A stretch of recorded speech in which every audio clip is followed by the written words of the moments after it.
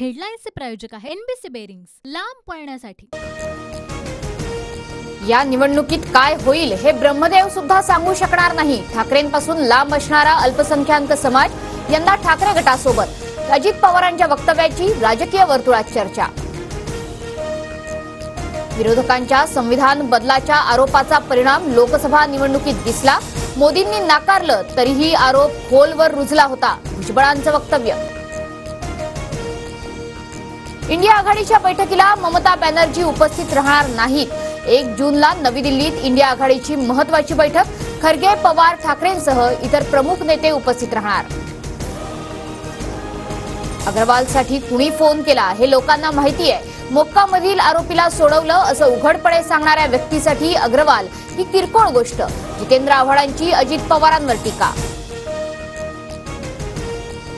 पुण्याच्या आयुक्तांना अजित पवारांनी फोन केला होता का? पुणे पोलीस आयुक्तांनी खुलासा करावा। सामाजिक कार्यकर्त्या अंजली दमानियांचं विधान। पालकमंत्री या नात्यानं पोलीस आयुक्तांनाच फोन केला जातो। राजकीय दबावाला बळी न पडण्याच्या सूचना आयुक्तांना दिल्या। अजित पवारांची प्रतिक्रिया।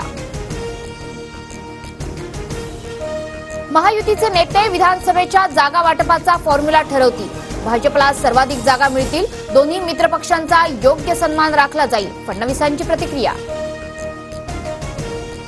अल्पवयीन आरोपीचे ब्लड सॅम्पल बदलल्याप्रकरणी डॉक्टर अजय तावरेसह 3 जणांना 30 मे पर्यंत पोलीस कोठडी।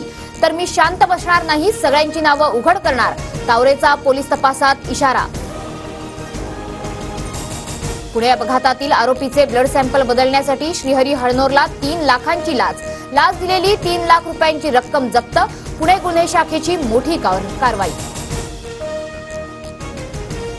पुणे अपघात प्रकरणी चौकशी समितीवरील पल्लवी सापळेंच्या नियुक्तीला विरोध। भ्रष्टाचाराचे आरोप असणाऱ्यांची नियुक्ती कशी? अंधारेंचा सवाल। वैद्यकीय तपासणीतील गैरप्रकाराच्या चौकशीसाठी समिती नेमली।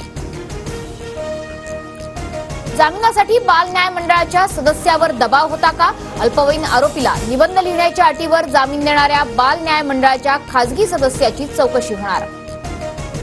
मुख्यमंत्री शिंदे आज आपत्ती व्यवस्थापन विभागाची आढावा बैठक घेणार।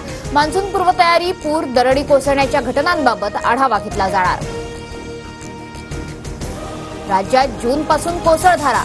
मोसमी पावसाच्या वाटचालीसाठी पोषक स्थिती कायम। जून ते सप्टेंबरमध्ये सरासरीपेक्षा जास्त पावसाचा अंदाज।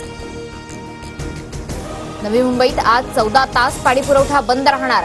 भोकरपाडा येथील जलशुद्धीकरण केंद्राच्या दुरुस्तीसाठी सकाळी 10 ते रात्री 12 पर्यंत पाणी बंद राहणार। उद्या कमी दाबानं पाणीपुरवठा होणार। राज्यात 10वीच्या परीक्षेत 299 गैरप्रकारांची नोंद। कॉपी केल्याप्रकरणी 145 विद्यार्थ्यांवर कारवाई। नवी दिल्लीहून वाराणसीला जाणाऱ्या इंडिगो विमानात बॉम्ब असल्याचा कॉल। प्रवाशांना बाहेर काढत सुरक्षा यंत्रणांकडून विमानाची कसून तपासणी। तपासात काहीही आढळून आलं नाही। रेमल चक्रीवादळाचा पश्चिम बंगालला तडाखा। 15,000 घरांचं नुकसान। 2,07,000 नागरिकांचं स्थलांतर। अनेक भागातील झाडं कोसळून विद्युत खांबही पडले। हेडलाईन्सचे प्रायोजक आहे एनबीसी बेरिंग्स, लांब पळण्यासाठी।